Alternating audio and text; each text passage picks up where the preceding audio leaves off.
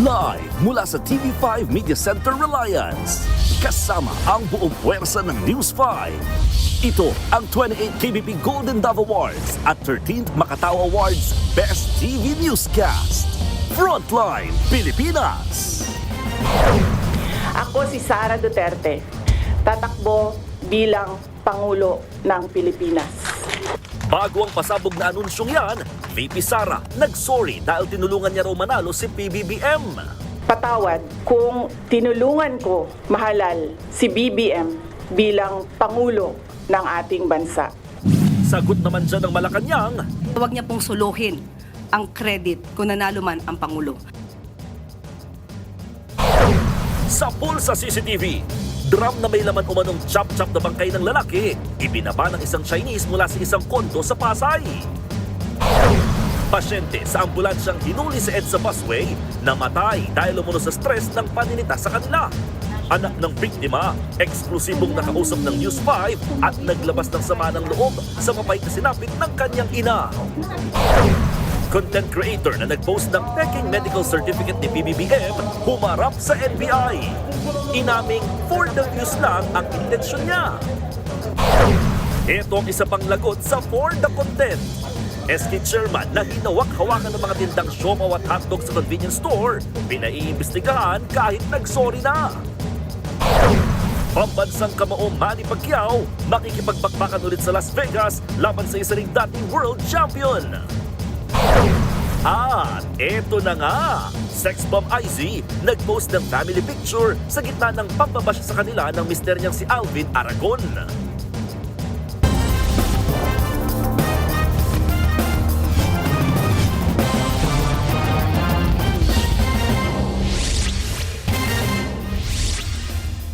Nasa pool sa mga kuha ng CCTV kung paanong ibinaba sa condominium ang drum na naglalaman ng chop-chop na lalaki sa Pasay. Isa ang naresto na habang tinutugis pa ang mismong pumatay sa biktima. Nasa frontline na balitang yan si Brian Castillo. Linggo ng hapon nang masapul sa CCTV ang Chinese national na ito ay tinutulak ang asul na drum na sakay ng pushcart sa isang condominium sa Pasay City. Sinamahan pa siya ng isang secu hanggang sa makapasok sa elevator. Sa kuha naman mula sa loob ng elevator, tila pagod ang Chinese national at nagpunas pa ng pawis habang nakahawak sa drum ang secu. Wala raw kamalay-malay ang secu na nakasilid pala sa drum ang chop-chop na bangkay ng isang lalaki. Inabandona ang drum na yan sa Binondo, Maynila. Sabi ng Chinese dito sa security guard, pang soft drinks, yung laman. Kaya hindi na rin siguro nagduda itong security guard natin. Nagpatulong pa kasi mabigat. So hindi niya alam na na may lamang tao ito. Basta nagpatulong lang itong suspect po natin. Sa kuha naman sa labas ng kondo, kita ang isa pang suspect na pumasok sa gusali. Siya umano ang nagrenta ng closed van na ginamit para dalhin at itapon sa Maynila. Ang drum na naglalaman ng chinap-chap na katawan. Nahagip din ang pagbalik sa kondo ng closed van kinagabihan. Gayon din ang sabay na pagpasok ng dalawang suspect sa building. Sandali mo, sandali. Mag-uusap mo na ako. Sa likod. Kasama ako sa inyo. Kasama ako sa inyo. Walang problema. Hindi ako. Sige. Magpaposas ka sa likod. Magpaposas ka sa likod. Sa likod nang muna ako. Kaya nga, magpaposas ka sa likod. Sa follow-up operation, naaresto na ang suspect na nagrenta ng van at nagsilbi rin umanong interpreter. Positibo siyang kinilala ng security guard ng condominium na kasamang nagbaba ng drum. Ito yung kasama ng yung galing dito na nagkarga dun sa drum. Yung karga, hindi ako nagkarga. Doon lang sa baba na ito ang kausap ng Chinese. Ikaw yung nagkarga ng sasakyan. Depensa ng suspect, wala siyang kaalam-alam na bangkay ang laman ng drum at nagrenta lamang siya ng sasakyan. May kaibigan daw siya na sabi ako may paarkila ba ng sasakyan. Sabi ko wala akong paarkila sa sasakyan. Pwedeng pwede ko kayo hanapan ng pag-arkila. Yung sinabi ko, pwede ko kayong tulungan mahanap ko. Siyempre, isip siya, Chinese siya para kumita ako. Ayun, pag-hakil. Akala ko maglilipot ng bahay. Sa isinagawang backtracking, natukoy ng mga pulis ang mismong condo unit kung saan pinaniniwala ang pinatay ang biktima. Bagamat halatang sinubukan umanong linisin ng kwarto, may mga naiwan pa ring bakas ng krimen. Hanggang andun pa yung Yung blood stain, yung unan, ang daming dugo. At saka yung map meron pang dugo na talagang nilinis na rin talaga. Pero meron pa rin talaga mga dugo na naiwan doon sa master's bedroom. Sa ngayon, hindi pa matukoy ng pulisya ang pagkakakilanlan ng biktima na inilarawang isang Chinese-looking na lalaki. As of now kasi hindi pa natin ma-determine kung sino yung yung victim po natin kasi ayaw pong magsalita itong nahuli po natin na isang suspect. Utang ang isa sa mga nakikitang posibleng motibo sa krimen. Tinutugis na ang isa pang suspect na sinasabing ang mismong pumatay sa biktima. Nagbabalita mula sa Frontline, Brian Castillo, News 5. Dinukot sa Mandaluyong ang isang Pilipinong negosyante. Umabot pa sa 4 million pesos ang ransom na hiningi ng mga kidnapper. Nagbabalik si Brian Castillo. Pinadapa at hindi na nakapalag ang tatlong lalaking yan ng palibutan ng mga pulis. Sila umano ang nasa likod ng pagdukot sa isang negosyante sa Mandaluyong City. Ayon sa PNP Anti-Kidnapping Group, February 12, nang dukutin ang Pinoy businessman habang nag-iikot sa ilang establishmento. Noong una raw, inakala ng pamilya ng biktima na nawawala ito, kaya humingi na sila ng tulong sa mga pulis. Pero nag-iba na ang lahat nang makatanggap ang pamilya ng isang tawag.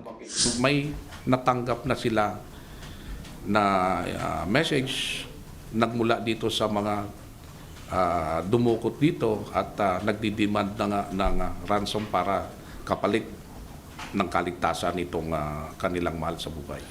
Nang hingi umano ng 50 milyong pisong ransom ang mga sospek, pero nakipagtawaran ang pamilya ng biktima hanggang sa napapayag nila ang mga ito na ibaba ang hinihinging pera sa 4 na milyong piso.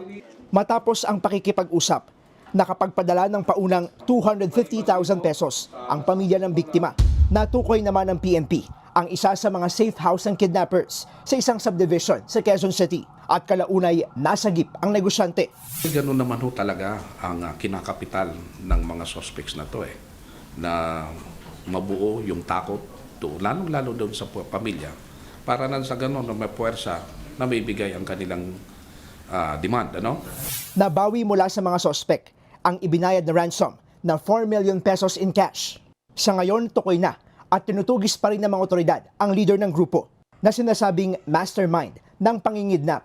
Nagbabalita mula sa Frontline, Brian Castillo, News 5. Maling akala, yan ang inamin ng content creator na si Jack Argota nang humarap siya sa NBI.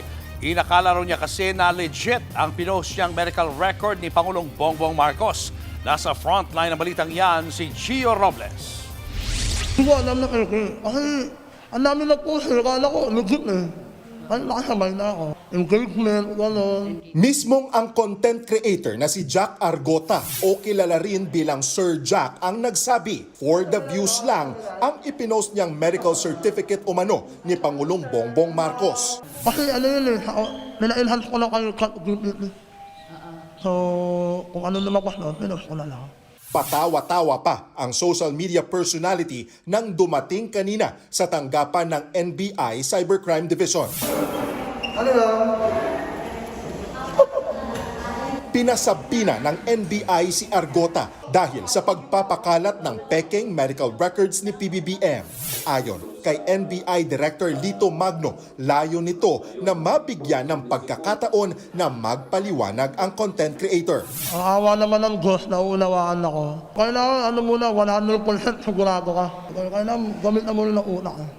Aminado raw si Argota na hindi berepikado ang pinakalat niyang medical record ng Pangulo.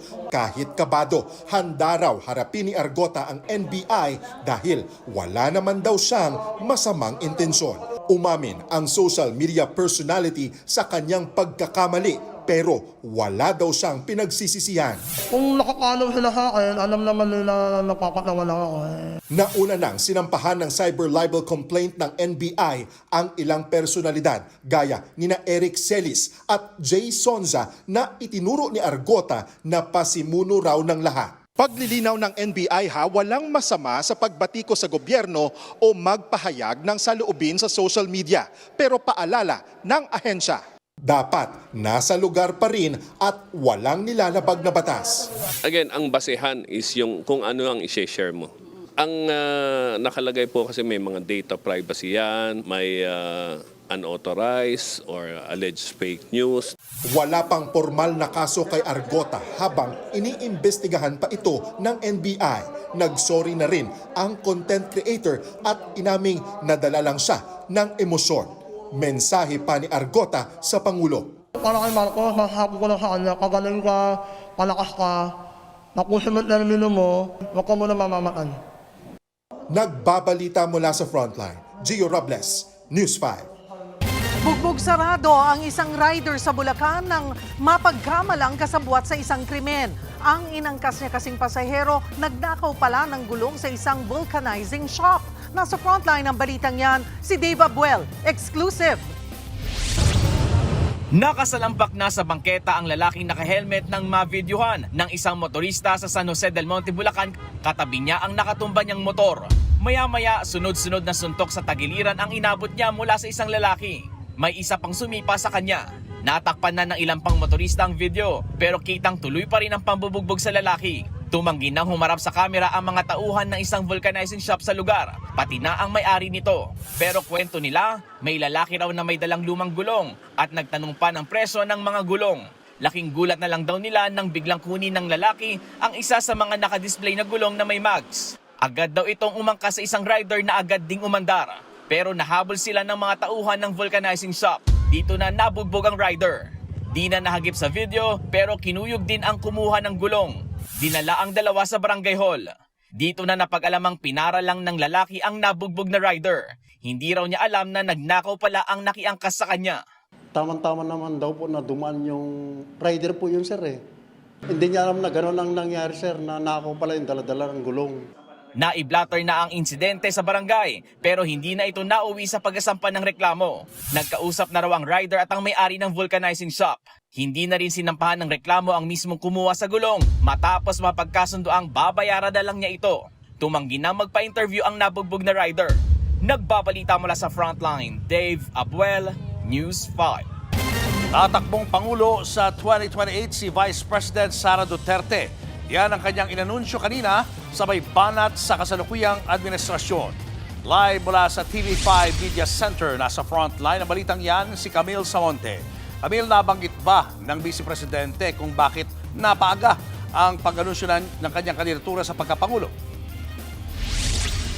Julius, walang paliwanag na ibinigay si VP Sara Duterte kung bakit nga napaaga itong kanyang pag-anunsyo ng kanyang plano para sa 2028 elections. Maging yung mga nagko-cover sa kanya ay nabigla dahil kakaiba rin yung kanyang aura kanina at nakaitim pa si VP Sara nang humarap sa media. Naging malaman din ang kanyang patutsyada sa pamumuno ng administrasyon ni Pangulong Bongbong Marcos Jr. Ako si Sara Duterte, tatakbo bilang Pangulo ng Pilipinas. Syukran. Napaaga ang announcement at kumpirmasyon ni Vice President Sara Duterte ng kanyang pagtakbo sa 2028 presidential elections. Sa Disyembre pa dapat siya mag-aanunsyo kung kakandidato. Bago ang big reveal ng bise, tinanggal ang logo ng Office of the Vice President. Inalis din ang watawat ng OVP at tanging iniwan ang Philippine flag. Ilang minuto matapos niyan, saka nagtalumpati ang nakaitim na si VP Sara. Inumpisahan niya ng bise sa pagbati at sa isang Bible verse. Proverbs 19 verse 21 states, "Many are the plans in a person's heart, but it is the Lord's purpose that prevails." Pagkatapos niya, sa kanya binira ang kanyang ka-uniteam noon na si Pangulong Bongbong Marcos. Sa unang mga buwan ng aming mga termino, nakita ko na ang kawalan ng katapatan ni Bongbong Marcos Jr. sa mga pangakong binitawan noong kampanya, pati na sa kanyang sinumpaang tungkulin para sa bayan. Nagsorry pa si VP Sara dahil naging instrumento raw siya nito. Mga kababayan, humihingi ako ng paumanhin. Patawad kung tinulungan ko mahalal si BBM bilang Pangulo ng ating bansa. I cannot kneel before each and every Filipino to beg for forgiveness. Instead, I offer my life, my strength, and my future in the service of our nation. Inisa-isa ng bise ang mga anyay paghihirap ng mga Pilipino sa ilalim ng Marcos administration, partikular ang baha, pagtaas ng presyo ng mga bilihin at anyay kakulangan sa maayos na healthcare system. Patawad. Kung hanggang ngayon ay marami pa ring Pilipino ang nalulunod sa baha nang dahil sa malawakang korupsyon. Hindi ako kailanman natakot sa pagsira nila sa pangalan ko. Ngunit may takot ako para sa ating mga anak. May takot ako para sa susunod na henerasyon.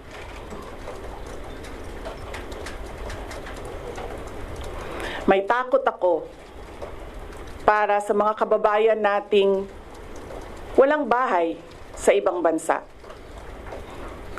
Walang pangalawang pasaporte. Walang ibang matatakbuhan kundi ang Pilipinas. Kahit ito'y patuloy na nalulugmok sa kahirapan.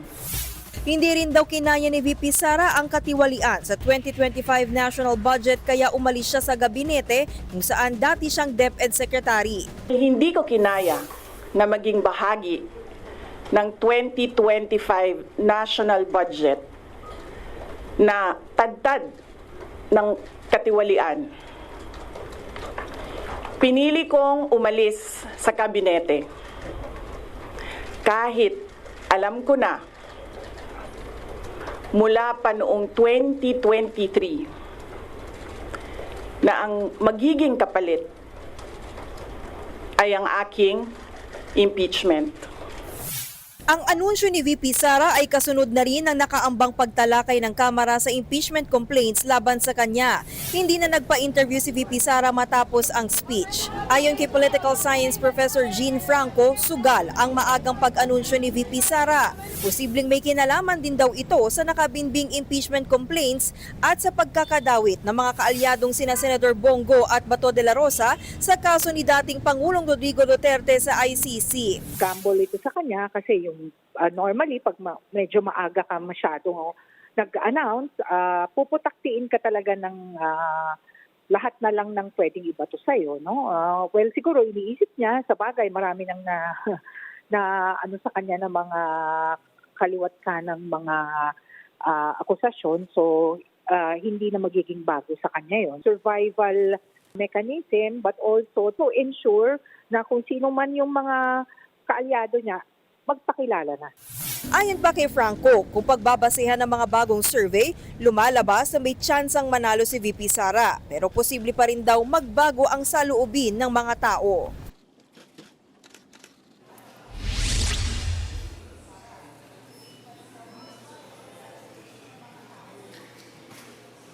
Camille, may mga partido na bang kumakausap kay VP Sara?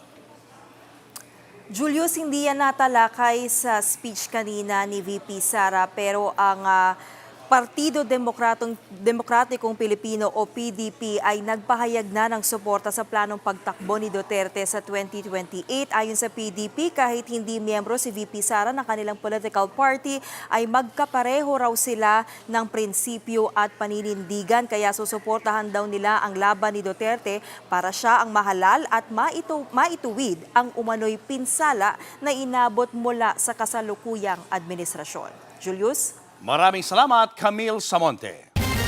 Inisa-isa naman ng palasyo ang mga issue ni Vice President Sara Duterte. Kabilang na ang tungkol sa paglustay umano niya sa pondo ng bayan. Mensahe ni Pangulong Bongbong Marcos sa pagtakbong presidente ni VP Sara, good luck. Live mula sa TV5 Media Center, nasa frontline ng balitang yan si Maricel Halili. Mase, ano pang mga banat ng palasyo sa Bise? Cheryl, wag daw sanang suluhin ni Vice President Sara Duterte ang credit sa pagkapanalo ni Pangulong Bongbong Marcos noong nakaraang eleksyon. Kung tutuusin, mas marami daw dapat na ihingi na tawad si Vice President Sara Duterte. At yan nga ang inisa-isa ng Malacanang. Good luck. Nadinig niyo po. At ang sabi niya po ay good luck. Yun lamang po. Yan ang matipid na reaksyon ng Malacanang sa deklarasyon ni Vice President Sara Duterte na tatakbo siya sa pagkapangulo sa 2028. Pero hindi pinalampas ng palasyo ang pagsusuri ni VP Sara dahil tinulungan daw niyang mahalal si Pangulong Bongbong Marcos. Buwelta ni Palace Press Officer Undersecretary Claire Castro, huwag namang credit grabber. Tandaan po natin, ang taong bayan ang naghalal kay Pangulong Marcos Jr. Kung ano man po ang natulong niya, pareho naman po sila nagtulungan dahil ito ay unity team. Kaya wag niya pong suluhin ang credit kung nanalo man ang Pangulo. Kung meron daw dapat ihingi ng tawad ang bise sa taong bayan, yun ay ang sarili niyang issue ng korupsyon. Siguro po dapat mauna muna na ihingi niya ng tawad kung ano man ang mga issue ng korupsyon at katiwalian at di umanong paglulustay ng confidential funds ng kanyang dalawang opisina at the time, OVP at ng DepEd. Naglabas pa nga ng listahan si Castro at isa-isa niya itong binasa. Una po, mas dapat niyang inunang humingi ng tawad sa taong bayan, lalong-lalo na sa mga biktima ng EJK. Dapat niya rin pong ihingi ng tawad at nakalimutan niya nang siya ay magsabing mayroon siyang kilalang assassin at handa siyang magpapatay. Dapat din daw magsorry si VP Sara sa mga fake news na ibinandera niya sa publiko. Gayon din ang paggastos ng 7.4 million pesos ng bise para sa security and personnel para sa kanyang mga personal trips noong 2025. Kung matatandaan, sinabi ni VP Sara sa OVP budget hearing ng House Appropriations Committee na personal niyang pera ang ginagamit niya sa kanyang foreign trips. Pero kinuha sa budget ng OVP ang ginastos para sa kanyang security at personnel. Bukod dyan, ito pa raw ang dapat ihingi ng bise ng dispensa. Dapat po rin niyang ihingi ng tawad nang tinanggap niya ang pagiging sekretary ng DepEd kahit inamin niya na wala siyang kaalam-alam sa pagiging sekretary ng DepEd. At pati ang matatag curriculum ay hindi niya na-review dahil inamin niyang wala siyang alam. Malaking kasalanan po yan sa taong bayan. Mas inuna rin daw ni VP Sara ang manira kesa tumulong sa gobyerno. Sinabi niyang siya ay may alam di umano na mapababa ang presyo ng bigas, pero hindi niya gagawin dahil wala siyang balak tulungan ang Pangulo. Iyan po ay isang kasalanan sa bayan na dapat niyang ihingi ng tawad. Ilan lang daw yan sa mga kailangan pang ihingi ng tawad ni VP Sara sa publiko. Isa pa sa hindi pinalampas ng Malacanang ay ang pagbaha na isinisi ni VP Sara sa Administrasyong Marcos. Ilan po bang flood control projects merong itinatag? Di umano ang kanyang ama. 13,917 na flood control projects na mukhang hindi naramdaman. Dahil kung meron 13,917 flood control projects, dapat naramdaman natin at medyo humupa ang pagbaha sa Pilipinas. Nang matanong naman kung posibleng strategy ang maagang deklarasyon ni VP Sara para mapagaan ang epekto sa kanyang impeachment. Kaya nga po sinabi natin isa siya na maituturing na politician. Politician na ang iniisip ay ang susunod na eleksyon. Ang iniisip ay yung pansarili na interes, hindi ang taong bayan. Nang tanungin si Castro kung nagsisisi rin ba ang Pangulo dahil naging katandem nito si Duterte. Malamang hindi naman po alam ng Pangulo na ang kanya magiging presidente ay puro bakasyon. At mga vice-presidente na puro bakasyon. Vice-presidente na hindi siya tutulungan. Vice-presidente na ang magiging trabaho ay manira sa gobyerno. Hindi naman niya pagsisisihan kung ano nangyari. Ang gagawin lamang po ng Pangulo ay magtrabaho. Cheryl, sa ngayon, hindi pa raw napapag-usapan ng mga opisyal ng administrasyon yung tungkol sa proposal ng posibleng pagsasanay puwersa nila at ng grupo ng mga Pinklawan. Cheryl? So wala pa napapag-usapan, Mase, kung willing ang Administrasyong Marcos na makipag-alyansa sa oposisyon. Oo, tama ka, Cheryl. Sa ngayon, hindi pa raw yan napapag-usapan dahil isa yan doon sa mga kinlaro natin kay Undersecretary Claire Castro. Pero wala pa silang maibigay sa atin na direktang sagot for now dahil hindi pa rin naman daw yan nauungkat ni Pangulong Marcos. Cheryl. Maraming salamat, Maricel Halili. Kung si VP Sara ay tatakbong presidente, ang tanong, sino ang kanya magiging running mate? Kabilang sa itinatandem kay VP Sara ay isa na namang Marcos. Live mula sa TV5 Media Center, nasa frontline na balitang yan si Mean Los Baños. Mean, ano ba mga tandem ang niluluto dyan kay VP Sara? Jiggy, una naming tinanong kanina sa ambush interview si Senator Robin Padilla kung bukas ba siya na maging running mate ni VP Sara Duterte. Lalo't kilala naman na kaalyado si Senator Padilla ng mga Duterte. Pero ang itinuro niya na dapat daw maging running mate ni VP Sara ay si Senator Amy Marcos dahil dapat daw para sa 2028 presidential elections ay girl power na. Duterte Marcos. Tambalang Vice President Sara Duterte at Senador Amy Marcos. Yan ang isinusulong ni Senator Robin Padilla. Kasunod yan ang announcement ni VP Sara na tatakbo siya sa pagkapresidente sa 2028 elections. Ano ako Sara Amy ako Amy as VP, sir? Yan ang tinutulak niyo? You think, sir, handa ang Pilipino sa parehas na babaeng leader po? Panahon na para maramdaman ng mga Pinoy ang girl power. Kakasaba si Senadora Amy. Sagot niya, forever running mate ang turing niya kay VP Sara. Sir, si Robin talaga. Well, kung sa bagay, talaga naman forever running mate ko naman talaga yan. Takbo, gapang, luhod, patayo, paupo. Hindi ko naman siya kailanman iniwanan. Pero hindi malinaw kung bukas ba siyang tumakbong bise kay Duterte. Willing kayo mag-VP kay VP Sara pag tumakbo siya sa 2028? Basta sunod-sunuran ako doon. Actually considering running for VP? No. Come, let's go. Tingin ni Senator Amy, mainam na nagdeklara na si VP Sara ngayon pa lang. Si VP Sara daw ang kabaliktaran ng administrasyong ito. Maganda yan kasi nabibigyan ng pag-asa ang lahat ng tao dahil napakahirap ng panahon, ang gulo-gulo ng gobyerno, napaka-corrupt, wala pa rin charge talagang ang tao galit na at naghihirap. Kaya maganda na kahit papano meron tayong pag-asa. Ang isa pang kaalyado ng mga Duterte na si Senator Bongo, suportado rin ang kandidatura ni VP Sara pero iniwasan niyang sagutin kung bukas siyang maging running mate nito. Huwag muna natin pag-usapan yung politika po sa ngayon. Trabaho muna tayo. Hindi rin minasama ni Senate Minority Leader Alan Cayetano na tumakbong bise ni dating Pangulong Duterte ang maagang anunsyo ni VP Sara. For me, the earlier na lahat ng kandidato ay mag-announce better. Bakit? Kasi mas mahihimay ng lahat, mas bantay ang kanilang kilos. Of course, I wish her well.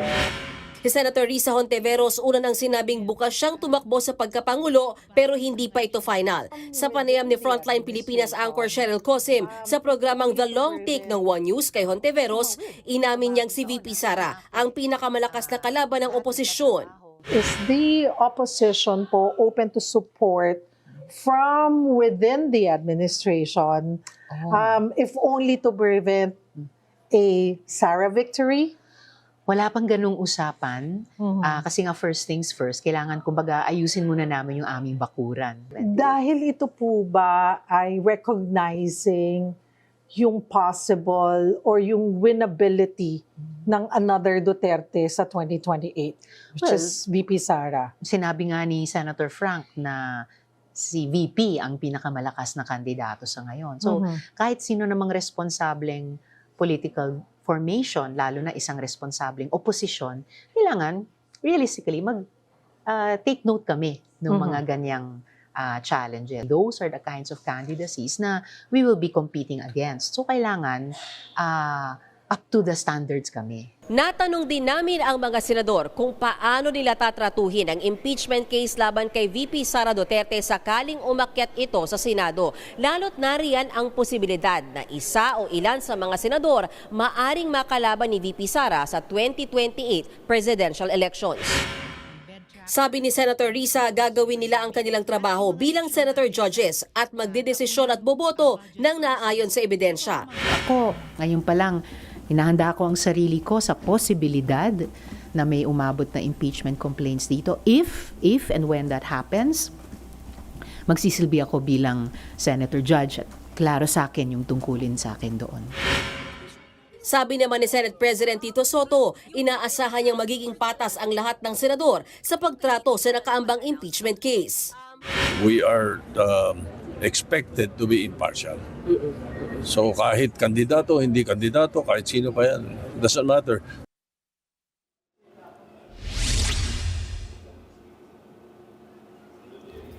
Julius, pasensya na natawag pala kitang Jiggy kanina pero mas favorite kita. Anyway, Julius, kung matatandaan natin noong 2024 sa kasagsagan ng alitan sa loob ng unit team, sinabi na ni VP Sara Duterte na hindi na siya makikipagtambalan muli sa isang Marcos. So aabangan natin kung anong kanya magiging reaksyon, lalo't ilan sa kanilang mga kaalyado ang isinusulong ay Sara Aimee o another Duterte Marcos for the 2028 presidential elections. Balik sa'yo, Julius.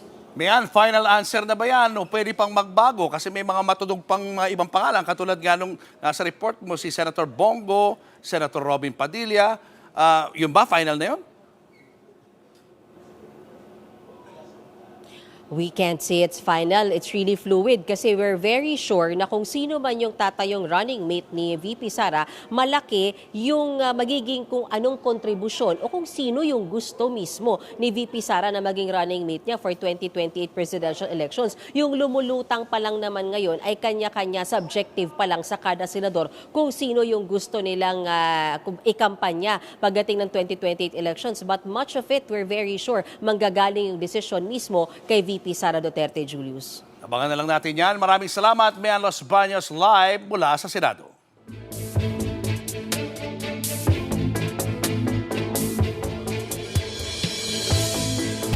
Tinawag na bida-bida ni dating Senator Antonio Trillanes IV si Senator Bam Aquino matapos nitong sabihin na dapat dito sa Pilipinas ginagawa ang mga paglilitis sa madugong Duterte drug war. Tanong tuloy ni Trillanes, nagpapapogi lang ba ang senador sa mga supporter ng pamilya Duterte?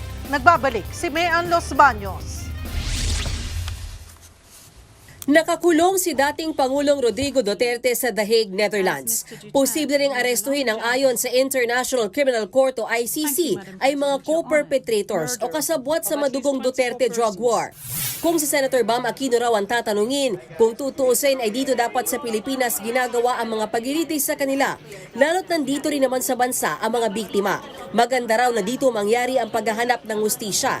Pero giniit din ni Aquino na nirerespeto niya ang proseso ng ICC. Tumaas naman ang kilay ni dating Senator Antonio Trillanes IV sa sinabi niya ni Senator Bam. Buwelta ni Trillanes, nagbibida-bida ngayon ang senador na may malasakit kuno sa mga biktima ng drug war pero wala naman daw ginawa nung kasagsagan ng umano'y extrajudicial killings.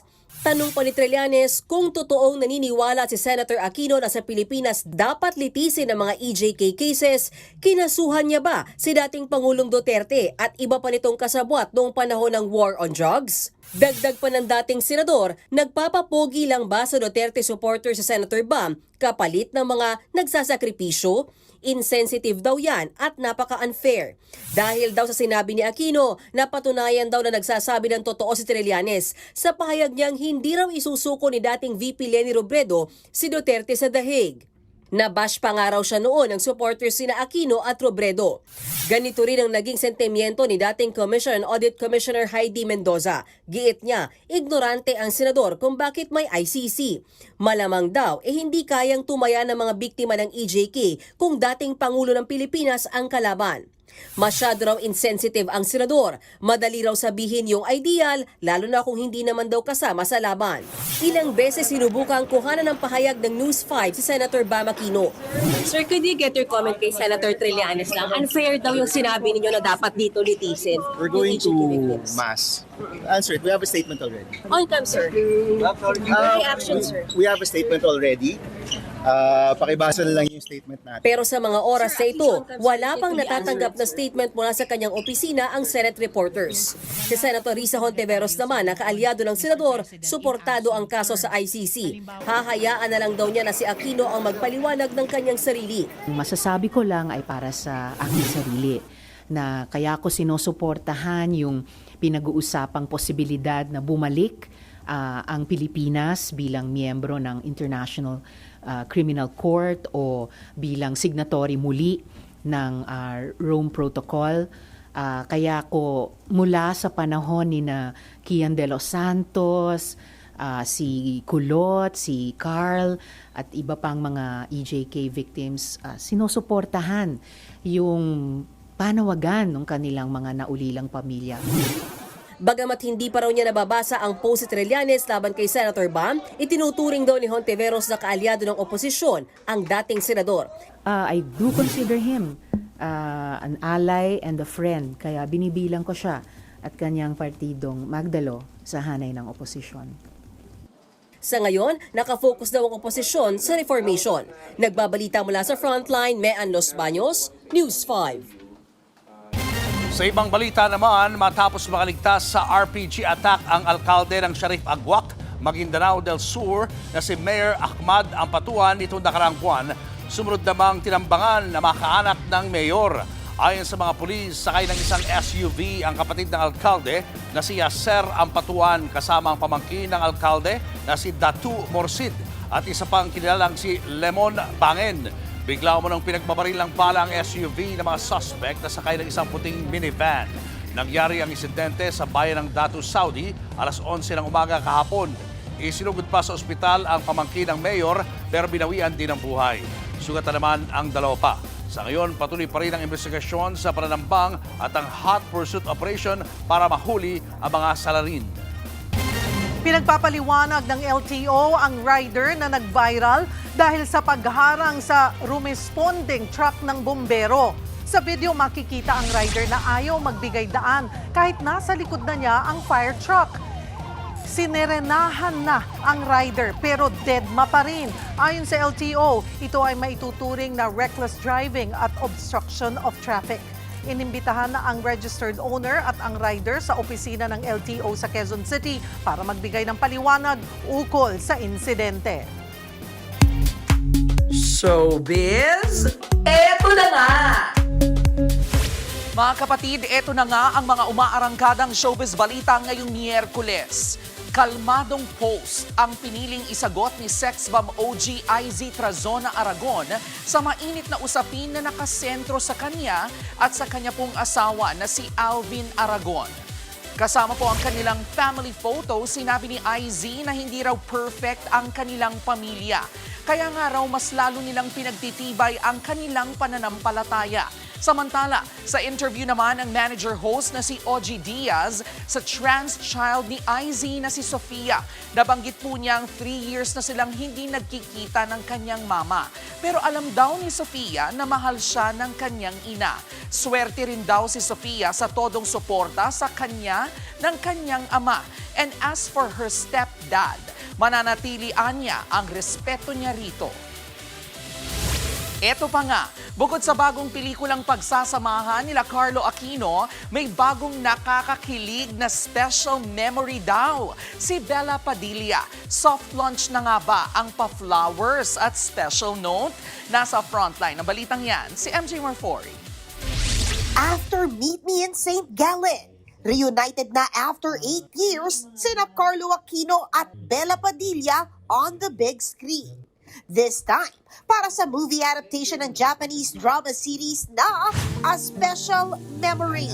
Heavy man ang hatid na emosyon ng pelikula. Kalma naman daw sina Carlo at Bella knowing na sila ang magkatrabaho. Fun. Yun naman lagi. At saka every time na pumapasok kami sa set, alam namin yung each other's characters, alam namin yung ginagawa namin, pero pagpasok namin, blank canvas lagi. Ako parang, I just came to set na yung mindset ko na was give Carlo your complete trust. Directed by Jerry Lopez, si Neneng at written by national artist Ricky Lee. Ang A Special Memory ay kwento nila Sandra at Dindo, isang fashion designer na sawi sa pag-ibig at ang forma na na-in-love sa kanya. Pero susubukin ang kanilang love dahil sa sakit na Alzheimer's.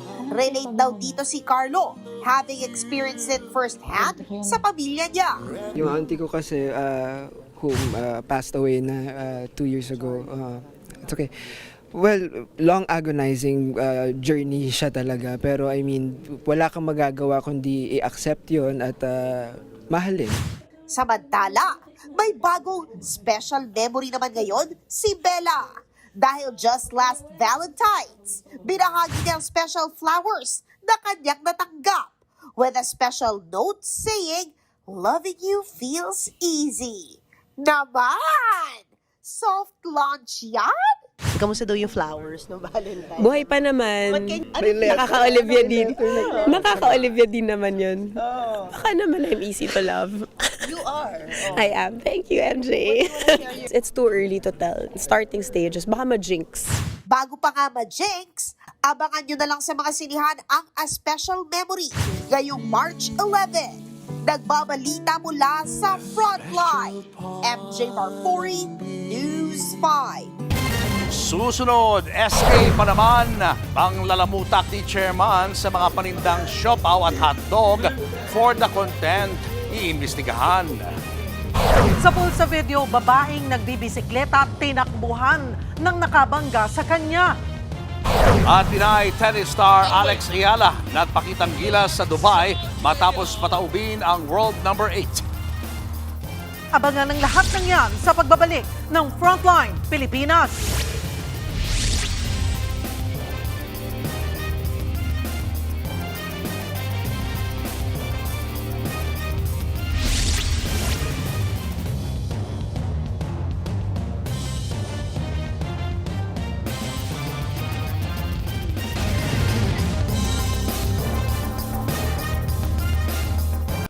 Mga kapatid, Cheryl Hosing po. Maging maalam at may pakialam sa mga napapanahong issue at headlines. Mag-follow at mag-subscribe na sa social media pages ng News 5.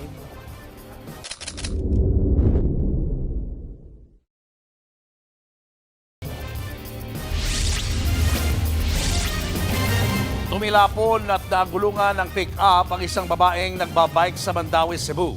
Nahimatay ang biktima habang dali-daling umalis ang nakabangga sa kanya. Narito ang Frontline Report. Nagbibisikleta ang ginang na ito sa AS Fortuna Street, Barangay Banilat, Mandaue City. Maya-maya pa, binangga at ginulungan siya ng isang pickup. Bahagyang bumagal ang takbo ng sasakyan pagkatapos mambundol. Pero umandar pa rin ito palayo at iniwan ng biktimang nakahandusay sa kalsada.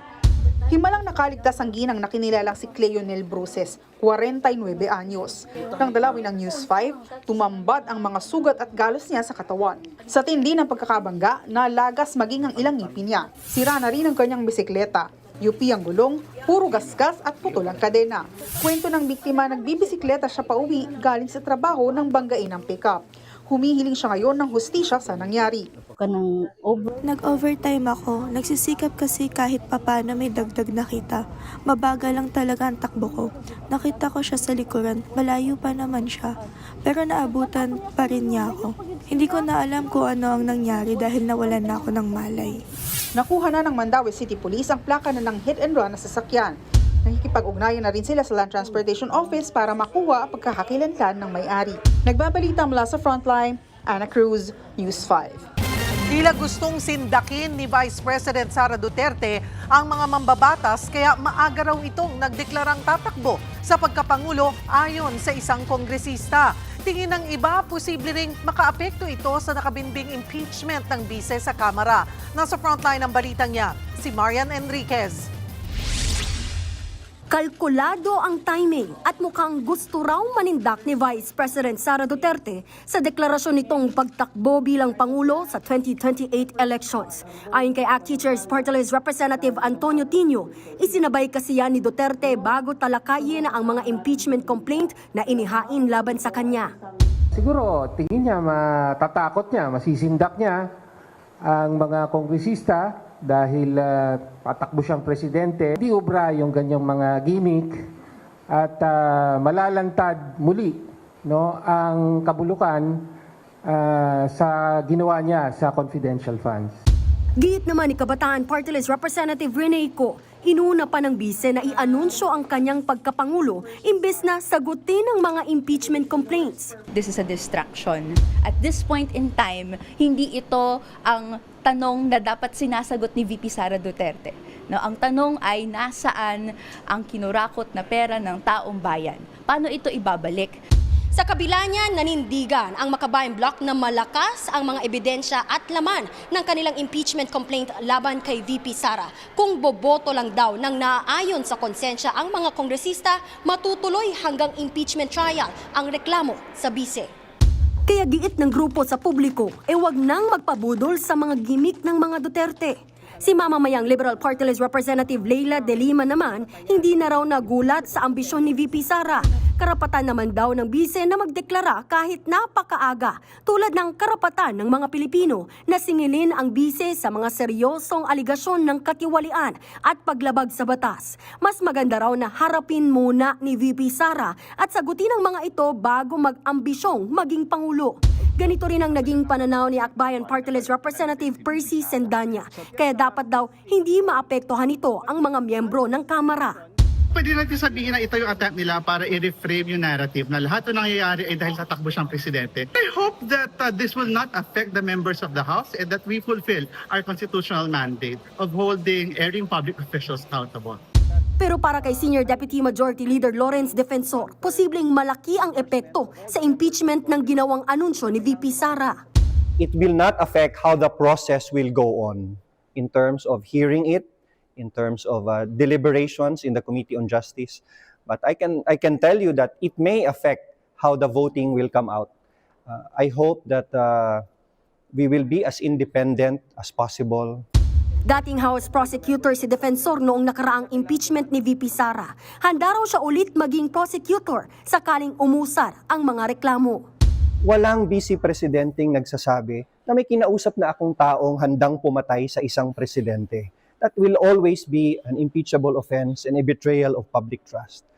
Sa kabila nito, may umuugong pang ika-4 na impeachment complaint laban kay VP Sara pero wala pang detalye kung sino o anong grupo ang maghahain nito. Sa ngayon, hinihintay na ma-refer ang mga impeachment complaints sa House Committee on Justice para maumpisahan na ang paggulong ng impeachment proceedings sa Kamara. Meron na lang hanggang March 2 si House Speaker Bogie D para ma-refer ang mga ito sa komite alinsunod sa desisyon ng Korte Suprema. Nagbabalita mula sa Frontline, Marian Enriquez, News 5. At kapapasok lamang pong balita, may naghain na ng ika-4 na impeachment complaint laban kay Vice President Sara Duterte. Inihay nito ni Attorney Nathaniel Cabrera at inendorso ni House Deputy Speaker Paulo Ortega at Manila 6th District Representative Benny Abante.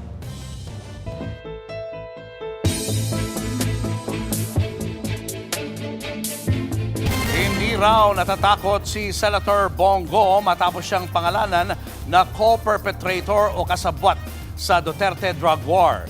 Git ni Go, wala siyang balak umabsent sa Senado. Nasa frontline ng balitang yan si Mean Los Baños. Kung si Senator Ronald Bato de la Rosa, panay ang absent mula nang umugong ang umano'y ICC arrest warrant laban sa kanya. Si Senator Bongo naman, present pa rin sa sesyon ngayong araw at wala raw siyang balak umabsent. Kahit makabilang siya sa 8 pinangalanan ng International Criminal Court na co-perpetrators o kasabwat umano sa Duterte drug war. Importante rito, dapat fair po. Dumaan sa tamang proseso. Hindi naman po ako takot dahil wala naman po akong kasalanan. Sa kabila ng posibleng pag-aresto, tuloy daw sa pagtatrabaho si Go. Yan naman po ang aking sinumpaang tungkulin bilang senador. At hindi ko sasayangin yung tiwalang binigay ko ng 27 million Filipinos. Ayon naman kay Senate President Tito Soto, hindi pa sila nagmi-meeting tungkol sa posibleng arrest warrant kina Go at De La Rosa. Sa ngayon daw kasi wala pa namang impormasyon kaugnay nito, kaya wala pang dapat pag-usapan. E paano kung mauwi nga sa arestuhan ang dalawa? Sagot ni Soto, While cross the bridge when I get there, wala pa naman natatanggap si Senator Bongo. Sa matter of fact, Senator De La Rosa wala pa naman natatanggap eh. Siguro nagwo-worry lang siya. So wala kami pinag-uusapan. Nauna nang sinabi ng isa pang leader ng Senado na si Senate President Pro Tempore Ping Lacson na dapat na bumuo ng konsensus ang mga senador kaugnay sa posibleng mangyari kina Go at De La Rosa. Habang sa Senate Minority Leader Alan Peter Cayetano, sinabing may binubuo silang resolusyon para magpahayag ng sense of the Senate na respetuhin ang ating mga korte dito sa Pilipinas. Hindi raw pwedeng basta iasa na lang sa ICC ang issue, gayong gumagana naman ang ating mga local court. So hindi naman pwede na pag sinabi ng ICC o kahit anong international court na may arrest, dadamputin mo na lang dito, dadalhin mo sa ibang bansa. Kung ganun ang interpretasyon, napakadelikado. Nagbabalita mula sa Frontline, Mean Los Baños, News 5. Ginulat na naman ni Alex Ayala ang tennis world matapos pataubin si world number 8 Jasmine Paolini. Pambihirang galing ang pinamalas ni Alex para makapasok sa round of 16 ng Dubai Tennis Championships. Dinomina ni Alex ang first set 6-1. Gitgita naman ang ikalawang set na umabot pa sa tiebreak. Pero sa huli, si Alex ang nagwagi 7-6. Isa raw sa mga nag-push kay Alex para manalo ay ang Pinoy crowd. Tanong pa ni Alex sa audience ilan kaya ang nagdasal para sa kanya. Sunod na makakalaban ni Alex si Sorana Cristia ng Romania.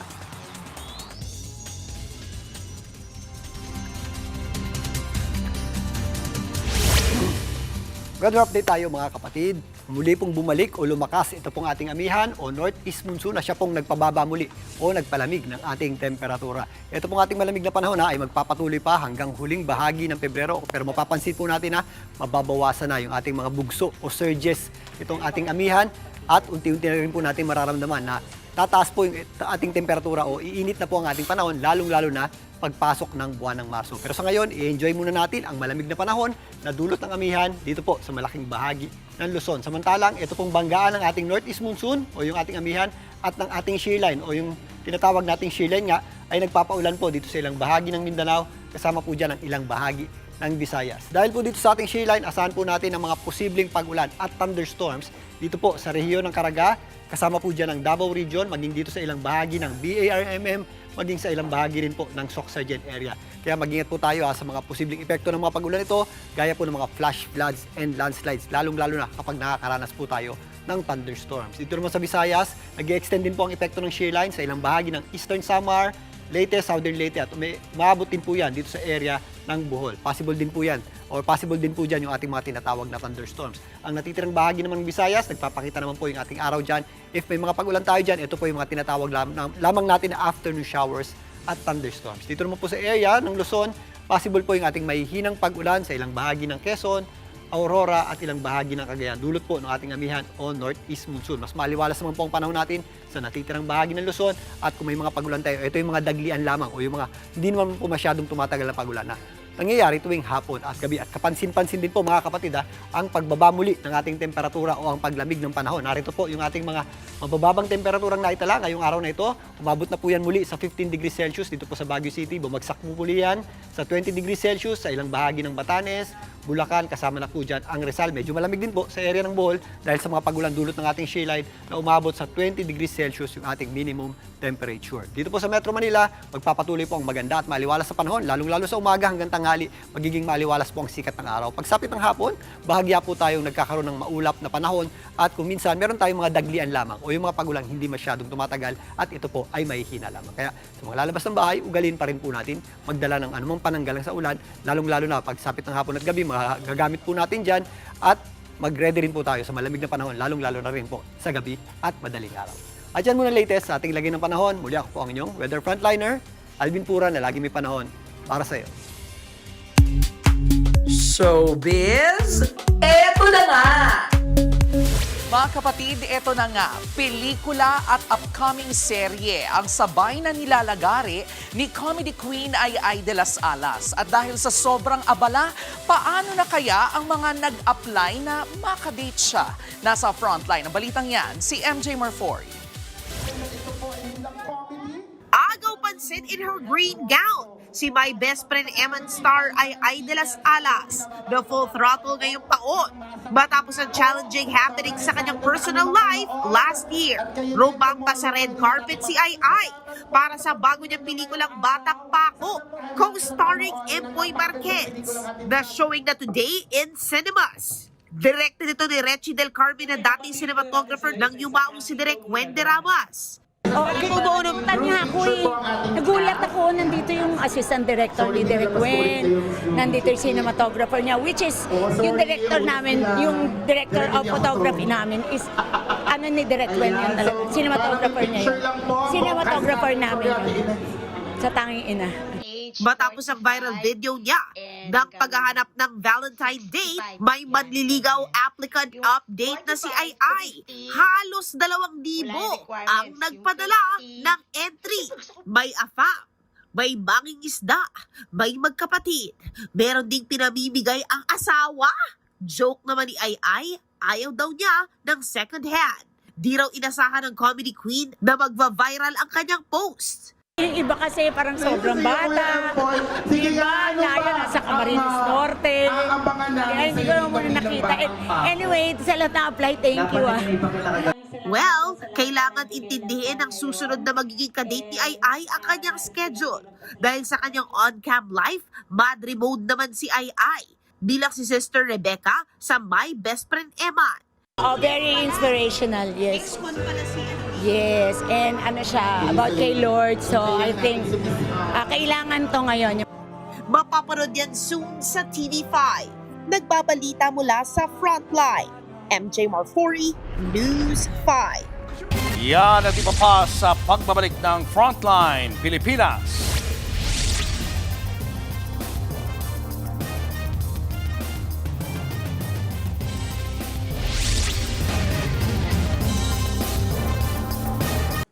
Mga kapatid, Julius Babaw po. Para sa komprehensibo at makabuluhang balitaan at talakayan, mag-follow at mag-subscribe na sa social media pages ng News 5.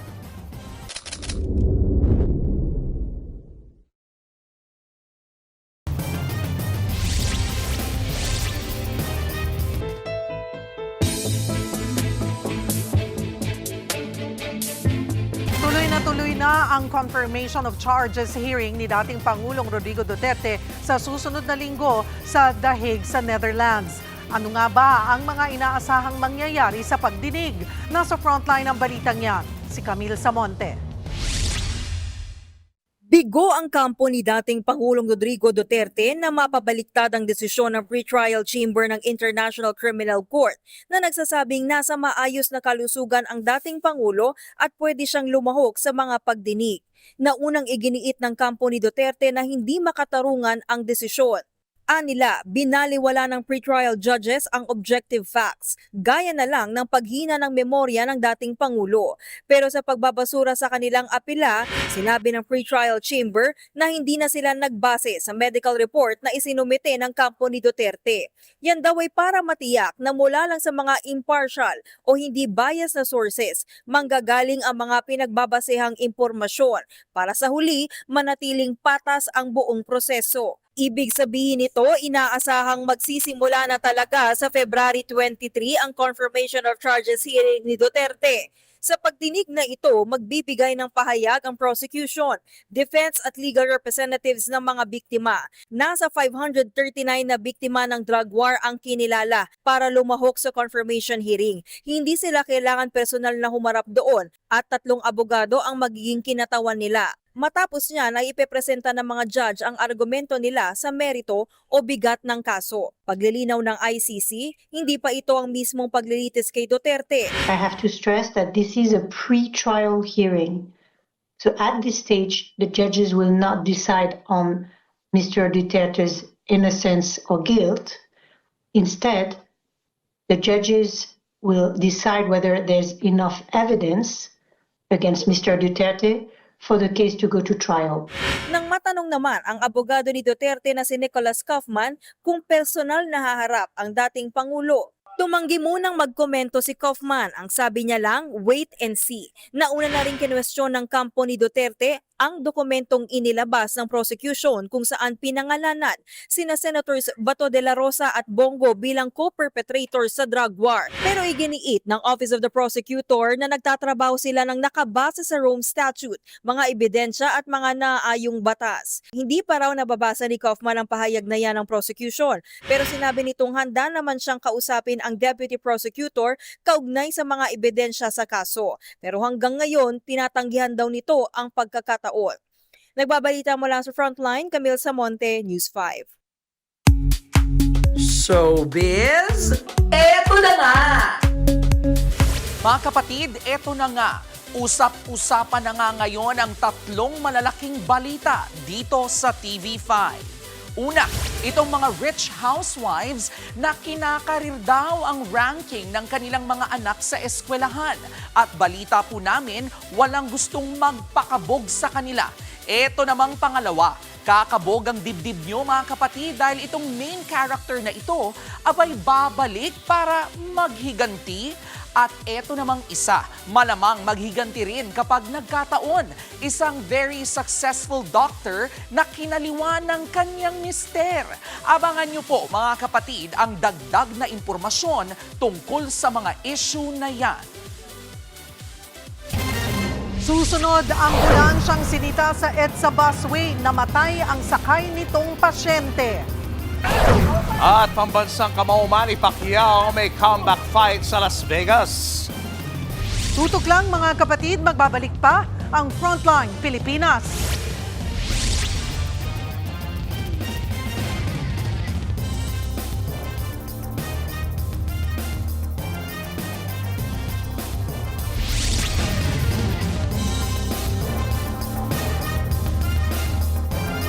Mga kapatid, Jervy Wrightson po. Eto na nga. Para sa latest showbiz news at iba pang kay-alaman, mag-follow at mag-subscribe na sa social media pages ng News 5.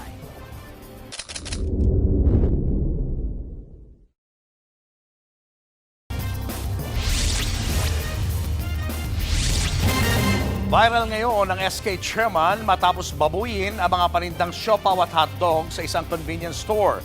Bagamat nagsorry na siya, pinaimbestigahan pa rin ang insidente. Narito ang Frontline Report.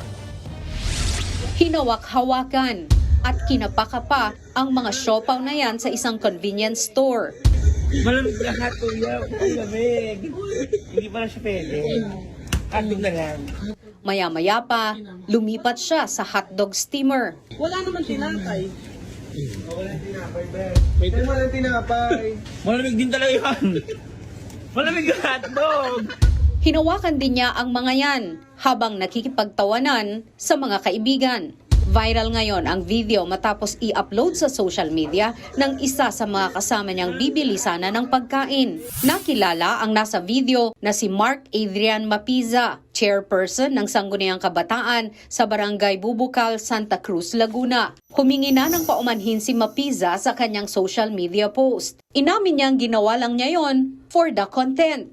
Sinabi niyang binayaran niyang lahat ng hinawakan niyang pagkain nung oras ding yon at bumalik sa convenience store para mag-sorry. Nauunawaan daw niya na hindi tamang asal ang ipinakita niya sa video. Sa huli, nangako siyang magiging mas maingat at mas responsable siya sa mga susunod niyang aksyon. Naglabas din ng opisyal na pahayag ang SK Bubukal na hindi nila ipinagsasawalang bahala ang naging asal ni Napiza. Napadalhan na rin siya ng notice to explain ng President ng Sangguniang Kabataan Federation. Pinaiimbestigahan na rin ni Santa Cruz, Laguna Mayor Benjo Agaraw ang insidente. Nagbabalita mula sa Frontline, Margie Bentulan, News 5. Binabatikos ngayon sa social media ang pagpapahinto sa isang ambulansya na dumaan sa EDSA busway. Ang sakay kasi na pasyenteng may cancer pumanaw matapos umanong ma-stress sa insidente. Eksklusibong nakapanayam ng News 5 si Riza Valencia. Siya ang anak ng pasyenteng sakay ng isang ambulansya na sinita kamakailan sa EDSA busway. Emosyonal niyang ibinahagi ang mapait nilang karanasan na nauwi sa pagpanaw ng kanyang ina. Kwento ni Riza, pinahinto sila ng enforcer ng DOTR Special Action and Intelligence Committee for Transportation o SAIC sa may bandang Santolan. Papunta sana sila noon sa isang ospital para sa check-up ng kanyang ina. Ang ipinagtataka raw nila, bakit sila hinuli? Gayong may pasyente naman ang ambulansyang kanilang sinasakyan. Ang inaalala ko agad yung mother ko kasi syempre stage 4 na yung cancer niya eh. Tapos hanggang bumaba pa yung driver namin, sinabi niya yung dahilan. Pero siguro mga more than 30 minutes pa kaming, alam mo yun, naghintay. Nitong Lunes lang nang manghuli ang DOTR SAIC ng mga motoristang iligal na dumadaan sa EDSA busway. Saan ba galing kayo, kuya? Sa Giginto po. Giginto, Bulacan? Opo. Papunta kayo saan? Rizal Avenue, Pasig po. Pasig. Rizal Medical Center. Ano yung dapat pasyente, kuya? Bali, check up po siya ngayon eh. Na ano? Check up Stage 4 po siya, cancer. Ang paliwanag daw sa kanila ng mga enforcer, emergency cases lamang ang pinapayagang makadaan sa busway. Hindi tulad ng mga check-up na may schedule naman. Giit ni Riza na matagal nang naninirahan sa ibang bansa. Naiintindihan naman daw niya ang batas sa Pilipinas. Pero depende raw dapat sa sitwasyon. Kung siguro kung ako yung nakasakay sa ambulansya, baka pwede niyong parahin kasi ang lakas ko, ang laki ko, kayang-kaya ko. Pero sa sitwasyon ng mother ko, hindi. Matagal na akong hindi naninirahan sa Pilipinas. Isa na akong residente ng Australia. Sa pagganitong pagkakataon, naiintindihan ko at hindi ako nagsisisi kung bakit hindi ko pinili ang Pilipinas. Kahit pakalaunay pinayagan ding dumaan ang ambulansya sa busway. Ayon kay Riza, matinding stress daw ang naranasan ng kanyang ina na posibleng naging sanhi ng pagkamatay nito kinahapunan din ng araw na iyon pagbalik nila ng Bulacan.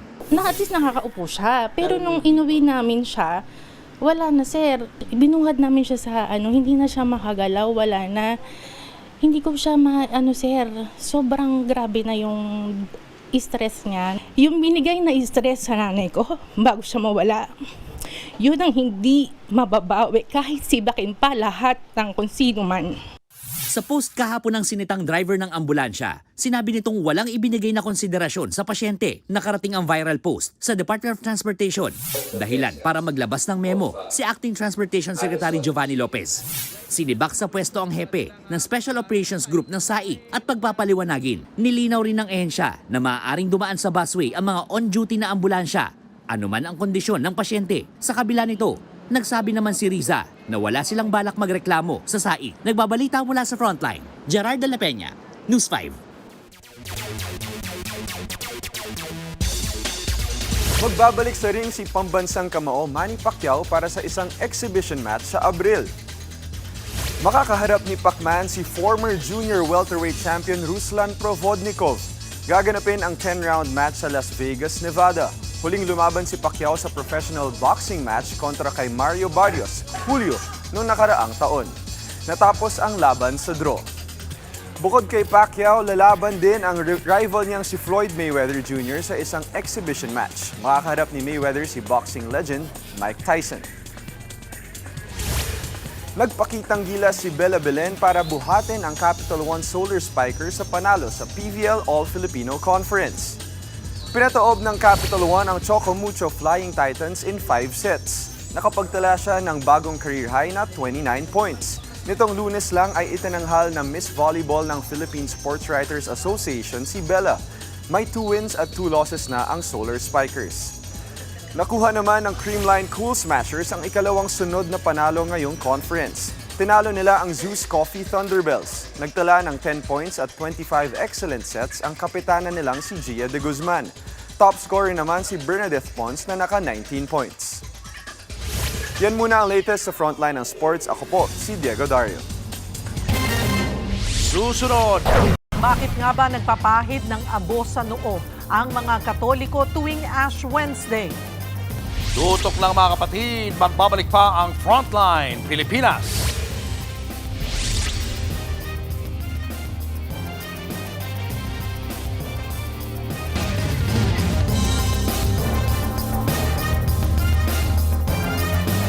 Mga kapatid, Cheryl Hosing po. Maging maalam at may pakialam sa mga napapanahong issue at headlines. Mag-follow at mag-subscribe na sa social media pages ng News 5.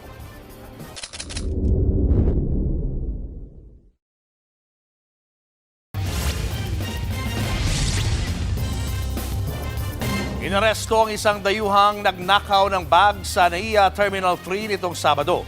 Ayon sa ulat, hinablot daw ng Amerikano ang dilaw na tote bag mula sa customer ng isang restaurant. Agad naman itong nireport sa mga personnel.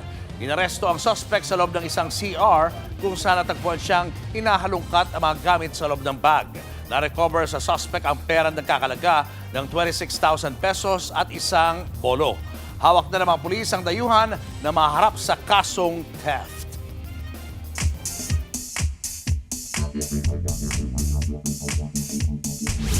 Mga kapatid, ready ka na ba sa mas malalim na kwento sa likod ng Ash Wednesday? Hindi lang po ito simpleng paglalagay ng abo sa noo. Punong-puno po ito ng history at simbolismo. Ang Ash Wednesday ang simula ng 40 days ng Kwaresma o Lenten season. Sa mga Kristiyano, lalo na po sa Roman Catholic Church, ang 40 days ay hindi po random ha. Ito po ay inspired sa 40 days na pag-aayuno ni Jesus sa disyerto bago siya nagsimulang mangaral. Pero saan nga ba galing ang abo? Yan po ay mula sa mga palaspas na binasbasan noong nakaraang taon sa Palm Sunday. Sinusunog ang mga iyan tapos gagawing abo para ipahid sa noo ng mga deboto. Ibig sabihin yan, may cycle po mula sa pagdiriwang hanggang sa pagsisisi. Noong unang panahon, hindi po lahat nilalagyan ng abo. Sa early church history, yung mga taong may mabibigat na kasalanan lang ang nilalagyan ng abo at pinagsusuot ng sako bilang public penance, as in literal na sorry sa lahat. Pero pagdating po ng Middle Ages, naging practice na ito para sa lahat bilang paalala na lahat po tayo ay nagkakamali. Kapag nilalagyan ka ng abo, may sinasabi ang pari na, remember that you are dust and to dust you shall return. Galing po talaga yan sa Biblia, specifically sa aklat ng Genesis. Ibig sabihin, paalala po ito ng pagiging mortal natin. At eto pa, hindi po fixed ang date ng Ash Wednesday. Nag-iiba ito taon-taon dahil nakabase ito sa petsa ng Easter na nakaangkla naman sa lunar calendar. Kaya minsan February, minsan po ay March. At kahit hindi po ito holiday sa Pilipinas, isa po ito sa pinaka-attended na misa buong taon. Kahit hindi po laging nagsisimba, marami pa rin pumipila para magpaabo. Sa huli, ang Ash Wednesday ay hindi lang po simbolo ng sakripisyo. Isa po itong reset button. Panahon para mag-reflect, magbawas ng bisyo at magdagdag ng kabutihan. Isa yang importanteng paalala na gaya ng K alaman ay K yamanan. K okay. Susunod, bukod sa pag-iwas sa pagkain ng karne, mga Katoliko hinihikayat ding mag-digital media fasting ngayong Semana Santa. At bebot at kikay trend, bakit nga ba usong-uso ngayon? Bebo.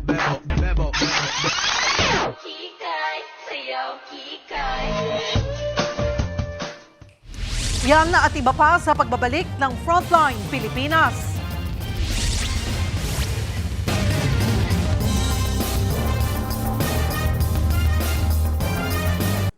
Mga kapatid, Julius Babaw po.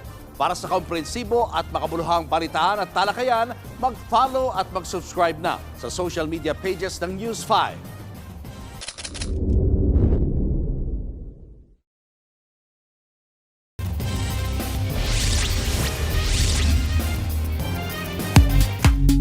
Showbiz, eto na nga! Mga kapatid, eto na nga, from baddies to girlies. Tuloy-tuloy ang mga nauusong makeup trend online na may matinding hatid na nostalgia. Abay pati nga po ang mga nasa abroad, kumasa. Nasa frontline ng balitang yan, si Laila Chicadora.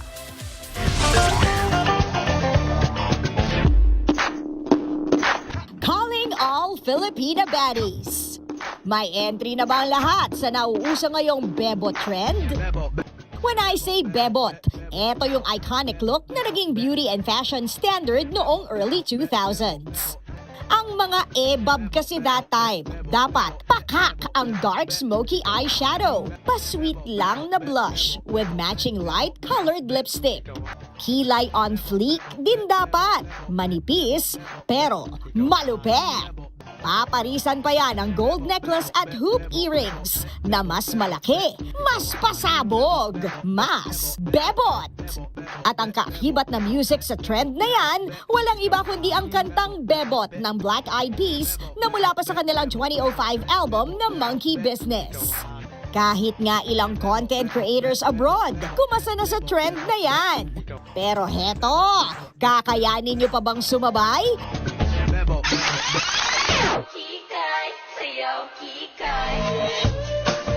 Dahil from Bebot, abay meron na ring kikay trend na hango naman sa 2004 hit song ng Viva Hot Babes. Kung mahilig kang magpa-cute, ito naman ang bagong makeup trend na para sa'yo. Ibinahagi naman ng beauty influencer na si Michelle D kung ano ang pagkakaiba ng Bebot at kikay makeup looks. Ang main difference is, of course, the era. Kasi yung Bebot is 2000s, tapos yung Kikay is 90s. Yung Bebot kasi mas fierce mas stronger personality, mas confident, ganyan. Tapos yung Kikay naman is mas girly, mas bubbly, ganon yung difference. Pero bakit kaya patok ang mga looks noong 90s at early 2000s in this era? Because it's nostalgia, because it brings us that nostalgic feeling, diba? And right now on social media, we love anything that reminds us of the past. Talagang maraming umuuso ngayon na pinagdaanan natin ng mga millennials. So ayun, I think yun yung rason kung bakit umuuso siya ngayon, the nostalgic feeling. At advice ni Michelle sa mga gustong itry ang bagong social media trends pero takot sa say ng netizens. Go for it, have fun, and don't mind yung mga tao na magsasabi kung accurate or hindi accurate yung ginagawa mo because at the end of the day, it's our own interpretation of any trend. Nagbabalita mula sa Frontline, Laila Chicadora, News 5. At yan nga po ang ating mga showbiz update at kay Alaman ngayong Miyerkules. See you tomorrow mga kapatid. Ako po si Bebot Jervy Wrights. Bukod po sa pag-aayuno sa pagkain, hinihikayat ng simbahan ang mga Katoliko na isabay na rin ang digital media fasting. Sa pagsimula ng Kwaresma ngayong Ash Wednesday, marami sa ating mga kapatid ang payag sa digital fasting. Kaya live mula sa Parañaque City, nasa frontline ng balitang yan si Mon Gualvez. Mon, tuloy-tuloy pa rin ba ang mga nagpapahid ng abo dyan sa Baclaran Church? Oo, Julius Cheryl, halos oras-oras yung mga naging misa rito sa National Shrine of Our Mother Perpetual Help magmula pa kaninang umaga. Bukod kasi sa Baclaran Day ngayong araw ng Miyerkules, nataon pa ito sa Ash Wednesday. Kaya naman marami pa rin taong nakapila dito sa pagpapapahid naman ng abo o ng krus na abo sa noo. Pero paalala nga ng simbahan, bukod sa pagpapalagay o pagpapatanda ng krus sa noo, dapat sinasabihan din ito ng fasting o pag-aayuno hindi lamang sa pagkain kundi pati na rin sa paggamit nga ng digital media. Pagpasok pa lang sa compound ng Baclaran Church, may mga estasyon agad dito na sasalubong kung saan ginagawa ang pagpapahid ng krus na abo sa mga noo. Tanda raw ito ng pagsisisi, pagpapakumbaba at pagbabalik loob sa Diyos. Para sa mga Katoliko, ang ritual na ito ay hudyat ng simula ng Kwaresma o 40 araw na paghahanda bago ang Semana Santa at ang Pasko ng muling pagkabuhay o Easter Sunday. Panahon din ito ng fasting o pag-aayuno para sa mga edad 18 hanggang 59, habang abstinence o pag-iwas naman sa pagkain ng karne para sa mga edad 14 pataas. Pero sa isang pastoral letter ng Catholic Bishops Conference of the Philippines o CBCP, dapat gawin din daw ang digital media fasting o paglimita sa oras sa social media, streaming, gaming at iba pang online activities. Sa ganitong paraan, mas nagkakaroon doon ng oras para sa pananalangin, pagninilay-nilay at mas malalim na ugnayan sa Diyos at kapwa. Ilan sa mga pwede raw gawin ang pagbawas ng paggamit ng telepono at bawas oras sa pagbababad online. Pwede rin magtakda ng device-free time at gamitin ito para sa pagbabasa ng Biblia o kwentuhan kasama ang mga mahal sa buhay. Pagbibigay diin ng CBCP, hindi sila kontra sa teknolohiya, lalo na kung nagagamit naman ito bilang instrumento sa kabutihan at hindi hadlang sa espiritual na buhay. Wala naman daw problema rito ang ilang kabataan na handa nga raw ibaling sa ibang bagay ang pagse-cellphone. Para makapag-self-reflect din, tsaka para maranasan ko yung walang social life within the day. Marami po kasi akong physical activity like mag-gym po ako and magtatakbo po ako. Kapag sa bahay po, nauutusan po kayo gumawa ng mga gawaing bahay. Tapos may responsibilities pa po kayo sa school na dapat gawin nyo. Bukod sa fasting at abstinence, payo rin ng simbahan na hindi dapat kalimutan ngayong araw ang pananalangin at pagbibigay tulong sa kapwa o almsgiving. Sa mga kapatid nating galing trabaho o eskwela at hahabol pa lamang dito sa Baclaran Church, patapos pa lamang yung 7:30 p.m. Mass at susundan naman ito ng huling misa na 8:15 p.m. na misa nga ngayong gabi. No? Kaya naman handa naman daw yung pamunuan ng Baclaran Church dahil hindi bababa sa 10 stations yung pwedeng pilahan ng mga kapatid nating Katoliko para nga sa pagpapahid naman ng krus na abo sa noo. Paalala lang ng simbahan, yung mga krus na ipinapahid nga at tinatanda sa ating mga noo ay hindi na rin dapat ginagawang fashion statement o finiflex pa. Ito raw ay tanda, no, na tayo mga Katoliko ay makasalanan at dapat itong pagsisihan. Yan muna ang latest. Balik sa inyo, Julius Cheryl. Maraming salamat, Mon Gualvez. Nakakatuwa noon. Dahil pa rin mga Katoliko ang nagpupunta sa mga simbahan. At yun nga, yung paalala at apela ng CBCP, digital fasting, social media. Ako parang medyo ako dyan medyo hindi ako masyadong sangayon. Kasi depende sa digital media na iyong sinusubaybayan. Pwedeng, kasi dami kasi mga rosary online, mga masses online.